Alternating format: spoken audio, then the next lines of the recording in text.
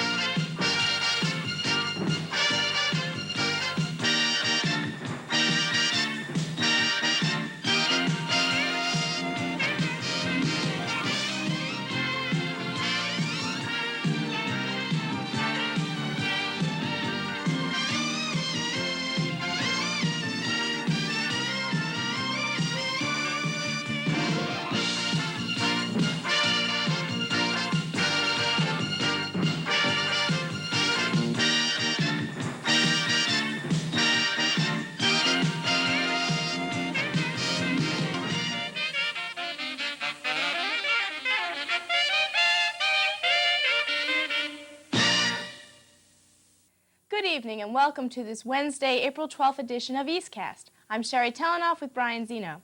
The top stories for tonight are the Cum Laude Society inductions and the mock trial team competition. Last night, the top 15% of the senior class were inducted as members in chorus, and the top 5% of the junior class were honored as members designate of East Cum Laude Society. Reverend Donald Fletcher delivered the keynote address on sharing your gifts, and President Scott Podolsky spoke about the shared energy of parents, students, and teachers. Dr. Barbara Solly and Jeanette Teresi were made honorary members, and Mrs. Roseanne Rubenstein was granted membership as a faculty member who encourages academic excellence. The candle ceremony brought the evening to a close. Dr. Ann Eck is the advisor of the society, which provides a free tutorial service to East students. Cum Laude Society members also receive a varsity letter for academics. Congratulations to these scholars. Last Wednesday, East's mock trial team went on to make school history by reaching the state finals after beating a tough team from Hunterdon Central Regional High School. Drew Katz, a mock trial team lawyer, interviewed the advisor, Mr. Ron Hillman, lawyer advisor, Mr. Jack Shipley, and fellow team lawyer, John Dunphy. This is Drew Katz for EastCast. I'm here at the New Jersey Brunswick Law Center, where Cherry Hill East mock trial defensive team won a grueling and tough match against a very tough school from, where was it, Mr. Hillman? Hunterdon County, Hunterdon County Regional High School. This, Mr. Hillman here is the advisor for the mock trial team. Mr. Hillman, give me your thoughts after such a big win. I don't know whether, I don't even know what I think. I'm just thrilled for the team because of the hard work that they put in. I'm thrilled for the advisors. We have the most dedicated set of advisors, Mr. Shipley, Mr. Cash, and Mr. DiMichele. I'm sorry that Mr. DiMichele couldn't be here today to enjoy the very fine victory of this great team. And speaking of the advisors, right here we have Mr. Jack Shipley. Mr. Shipley has been working very hard with the mock trial team, getting them prepared for this tough match. Mr. Shipley, what are your feelings after such a win? I'm really washed out. I think it's fantastic that we've gone this far. I mean, one more before we say We have 185 schools that started competing in this competition. Cherry Hill East is one of two remaining schools. With me now is one of the winning attorneys from that, Mr. John Dunphy. John, has fought a hard match. There with you all the way, and it's great to get this one under the belt. What do you feel? I'm completely and entirely drained. I really don't feel anything right now. I think everybody involved did a great job. Drew in particular, and all the witnesses on our side. I feel pretty good. And in my analysis of today's trial, I believe that the witnesses were the edge that put us over the top. John over here was wonderful. I echo everyone's sentiments. It was emotionally draining. It was tough. It was a lot of fun, and our school got some deserved recognition. We take pride in this win. The whole entire team has worked so hard, putting close to 200 hours worth of work for this win. And right now, we're one of two remaining. We're going to go to the state championships on Thursday, April 13th. I can just tell you, the feelings here are excitement, emotional drain, and joy. This is Drew Katz for EastCast. We'll see you in a week with the results of the next mock trial competition in the finals. Thank you. East's 11th annual variety show, held on Friday night, was, true to the words of the publicity, an unforgettable show, and the word variety was certainly the word to use here. Aside from the numerous singing and dancing acts, the nature of each performance was truly unpredictable. There were the three rock bands, the glamorous 200 Proof, the straight-ahead rock-and-rolling Cuz, and Enigma, whose stage show was an unexpected treat worthy of the professionals. Magician Brian Richards, among other things, levitated a woman on stage, and the Sweeney sisters provided comic relief with their own inimitable nightclub act. Howard Yermish and Jason Grossberg as Drums Unlimited did a wild percussion number, and Eric Ascalon, Larry Zazzo, and Jason Fibani made a rousing tribute to Crosby, Stills, Nash & Young as Utopia Ledge. Overall, the variety show was a gloriously entertaining tribute to the vast storehouse of talent at Cherry Hill East. If you've ever had to have your photo taken at East, you have to know East Side's expert photographer, Adam Silver. On Thursday, Adam and East Side journalists competed at the Temple Press Tournament. Here's Sharon Hicks with the award winners. I'm here with the advisor to Eastside, Mr. Sipp, co-editor-in-chief Jessica McAllis, prize winners Scott Kamholtz, George Coombs, Adam Silver, and Dave Garin. Mr. Sipp, could you tell us a bit about what this competition was? Yeah, about 45 years ago, Temple University decided that it wanted to do something to support and improve high school journalism in the Delaware Valley area. So it decided that the thing to do would be to start a tournament, and eventually it evolved to where there are 3 competitions. There's a competition for the Journalist of the Year and the Advisor of the Year. Then there's a competition where all the newspapers in the 4-state area are invited to submit things that have been published to them throughout, in their newspapers rather, throughout the year. And also there's a competition on the day of the tournament where students are invited to join in various activities, cartooning, many different writing activities and editing and things like this. There are photography contests, and these all are judged by a combination of professional journalists, professors at Temple University, and graduate students in their School of Journalism. Adam, you received a special award from this contest. Would you mind telling us a little bit about it? Sure. It's basically the Journalist of the Year for the Temple Press Tournament, but it on the plaque it specifically says the Distinguished Newspaper Staff Member Award. And what happens in that contest is each advisor from all the schools that are participating, which is around 50 or more, sometimes a little less, and your advisor nominates you, specific person from their staff that has done some, Jessica, would you mind telling us how East fared in this competition? Yes, we did very well. We almost won the Rolling Trophy. We came in second place overall. We really improved over last year. We only had 2 winners, and now we have 4. So if we keep improving at the rate we're going, pretty soon we'll be the best paper in the Delaware Valley. Okay, we have some other prize winners with us today. Dave, would you like to tell us about your prize? I won first place for broadcast news writing. I converted 2 wire service things into 25-second news broadcasts over the radio. Okay, thank you. And Scott and George, how about you? Well, I won second place in the speech reporting contest. We basically had to write a story about the keynote address at the tournament. This year was given by Asa Moore, one of the associate editors on the staff at the Inquirer. Thank you, Scott. I won second place in the editorial cartooning contest. There's no business like show business. The East Drama Department is proud to present this year's Lab Theater production of Everyman, directed by Mr. Tom Weaver, and The Final Project, directed by Mr. Sheldon Zeff.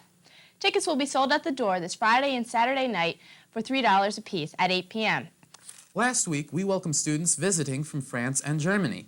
Evan Ringer was able to interview some of the German exchange students. Thanks to Tom Byerly for the camera work. First of all, I'd like to ask Jenny what her school is like, what the John F. Kennedy School is based on, and what it's like going to school there. Well, the John F. Kennedy School in Berlin is a German-American bilingual school. It consists of 50% Americans and 50% Germans.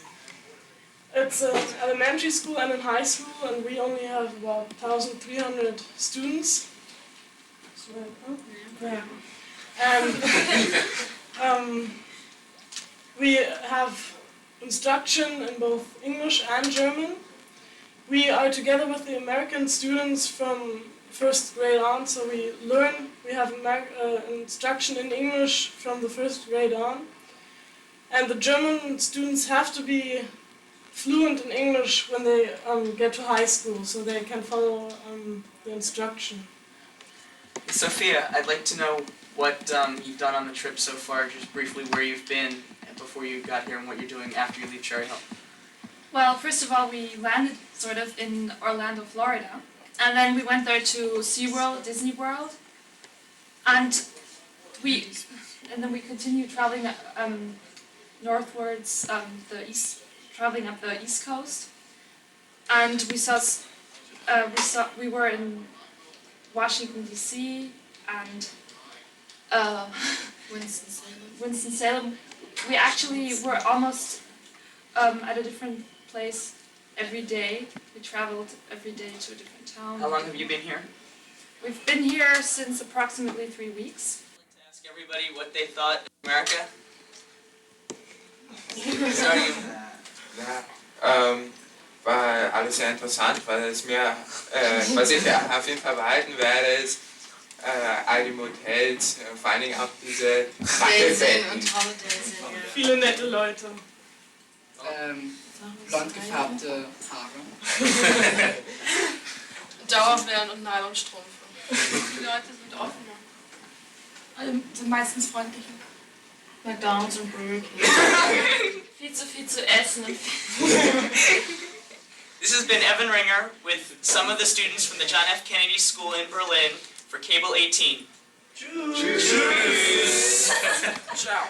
And that will just about wrap it up for this EastCast. Don't forget that tomorrow is the last day of HSPT testing, so those who have to take the HSPTs should be here at 8 o'clock as usual. But those who don't, sleep late. You don't have to get here until 10:30.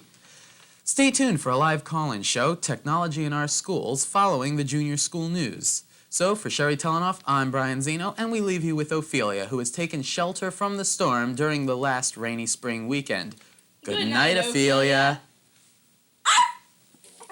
Sick little puppy.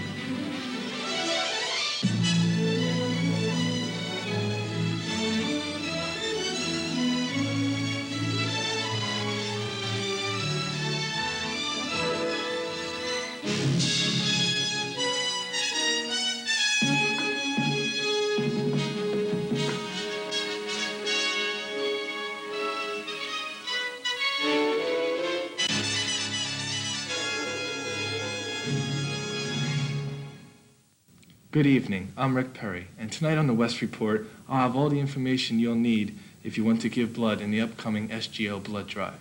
And I'm Terry Malash, and I'll have the #1 ranked baseball team in South Jersey and all the rest of the scores with the spring sports teams.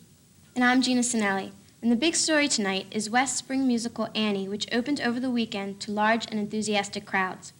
Brother-sister duo Clayton and Sarah Duval star in the musical in the roles of Daddy Warbucks and Orphan Annie. One of the most interesting parts of the production is Annie's dog Sandy, a professionally trained dog who has performed on The Cosby Show and other productions of Annie. Tickets are selling fast for the remaining shows on Friday and Saturday. If you want to go, tickets are on sale during this week, during lunch periods. For anyone who ever wanted to reach out and help someone, you can on Friday, May 5th. From 10:30 a.m. to 3:30 p.m., SGO will be hosting the blood drive for the Red Cross. If you are 18 or older, or 17 with parents' permission, you may donate a pint of blood in the wrestling room. Sign up now. This week at West and all across New Jersey, freshmen are being tested over a 3-day period. The HSBTs are given to each year's incoming freshmen to determine placement and eligibility to graduate. For the class of 1993, which are next year's incoming freshmen, the level of difficulty for the HSBTs will increase quite a bit. Also, the test won't be given to freshmen, it will be given to juniors. Karen Weinberg had a chance to talk with some freshmen about how they felt about these tests. It's that time of year again, HSBT testing. Here at West, every freshman and other students have to spend 3 days of testing. How do some of these students feel about taking these tests? Well, I talked to some of them earlier. You already started taking the HSBTs. Were they hard? Did you have a hard time doing it? No, I thought they were really easy, and I finished quickly, and I had a lot of time left over. I thought they were kind of boring, but they were pretty easy. We had a lot of time left over. There was too much time given. We had like 20 minutes left over to do nothing. Well, I think that we should let us read or do something afterwards, because we're all sitting there just staring at the wall and we're all wasting our time. We wasted like an hour of doing nothing. So. Do you think that it should be required to pass the HSBTs to graduate? Yes, because there's a lot of people out in the world who don't know how to read, and writing this proves to the state who can read and who can't read. Even though I didn't like taking the HSPTs, I think that there has to be a certain standard to, like, you have to be able to do a certain amount of academic stuff to go on and graduate and go to a job or go to college. Or take them when you're a freshman or a junior? I don't know. I think I'd rather take them as a freshman, because then if you don't pass, which I don't know, you would be able to take it again and again until you were able to. And it would also prepare you for if you didn't pass, what would be on it. Well, I just want to get it over with when I'm a freshman. Yeah. Well, I think it'd be a lot easier if I took it as a freshman, because as a junior it'll probably be a lot harder and everything, and I think it should be as easy as possible, since you have to have like good grades and everything also to graduate. That's how some of the freshmen feel about the HSBT testing. They may not like it, but as long as the New Jersey state requires it, they have no choice. If you ever dreamed of glory through writing, the English department is sponsoring its final writing contest of the year. The department chose the theme, Treasures in Your Attic. Submissions must be in by next Thursday, April 18th, either to your English teacher or an F-38. So don't be shy, put your ideas down, and hand it in. On Saturday, April 15th, the Cherry Hill West baseball team will participate for the 5th year in the annual Trashathon fundraiser. Individual members of the team are sponsored by students, friends, and family by having them donate a certain amount of money per pound of trash picked up from local area public parks. Proceeds from the fundraiser will be used for new equipment for the team. If you wish to sponsor a team in the community service fundraiser, call the school at 663-8006 and leave a message for any baseball coach, and one will get back to you as soon as possible. Well, Terry, last week for sports was just about a washout. Sure was, Rick. On Saturday, the boys track team opened its season at Camden Gloucester County Relay Championships. Clem Brembaugh and Ken Balzo took third place in the high jump relay.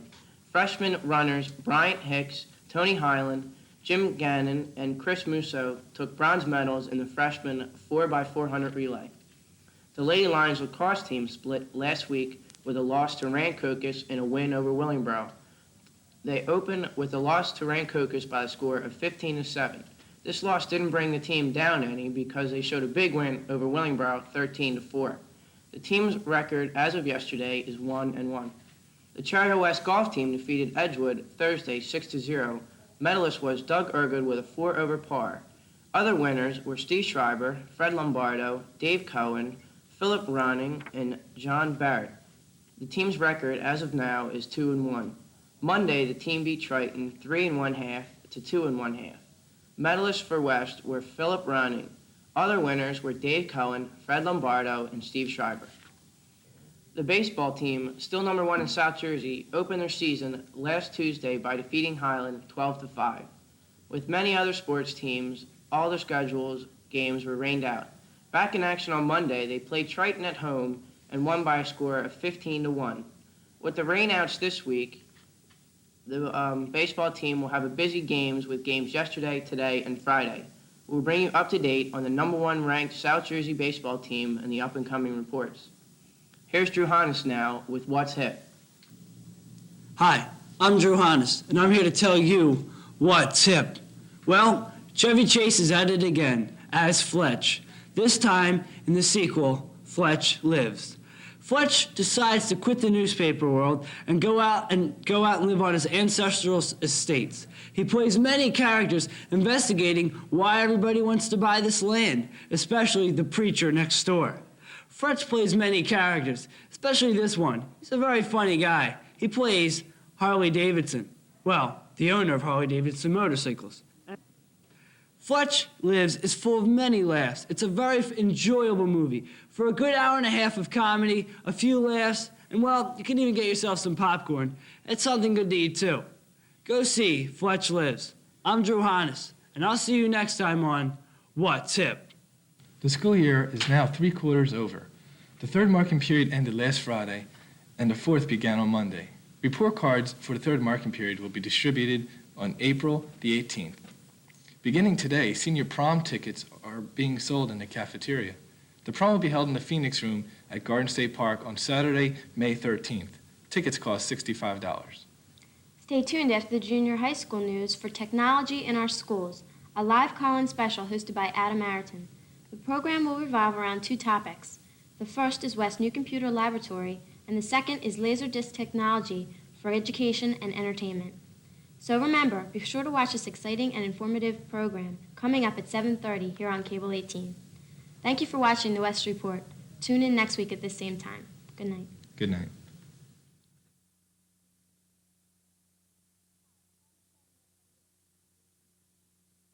Hi, I'm Michelle Moy, and this is Carusi News. Science Night will be held tomorrow at 7:30 in the cafeteria. Seventh graders of Miss Wallen's science classes will host an exhibit of science projects. This activity represents the work that has been done during the 1988-89 school year. Everyone is invited. Roller skating. The third annual Student Appreciation Night will be held April 17th from 7 o'clock to 9 o'clock at the Cherry Hill Roller Rink. Be sure to bring your skates. And now here is Ann Wieska with this week's sport results. Ann? Thanks, Michelle. And now to sports. Carusi's 7th grade baseball team opened its season last week with a scrimmage against Harrington, which is in Mount Laurel. Carusi jumped off to a 2-0 lead, but Harrington came back and led 6-2. Right before the rain, Carusi scored 2 runs and had 2 men on base. The game ended 6-4 with Carusi challenging. On Friday, the 7th grade baseball team got rained on again at Glen Landing at the end of 3 innings. The score at the time was Glen Landing 2, Carusi 0. This past Monday, our 8th grade baseball team defeated Charles W. Lewis School with a score of 8-4. Good job, guys. Well, that's it for this week's sports. Back to you, Michelle. Thanks, Ann. Carusi Book Fair, held March 6th, 7th, and 8th, was a big success. We would like to thank the teachers, parents who participated, the custodial staff, our librarian, Ms. Kaplan, and the school administration for all their help in making the book fair run smoothly. Your support is very much appreciated. Speaking of books, we are now in the middle of National Library Week. Our slogan is, Ask a Professional, Ask Your Librarian. Here is Randy Cook with the quote of the week. Randy? Minds are like parachutes. They only function while open. Thank you for that uplifting thought, Randy.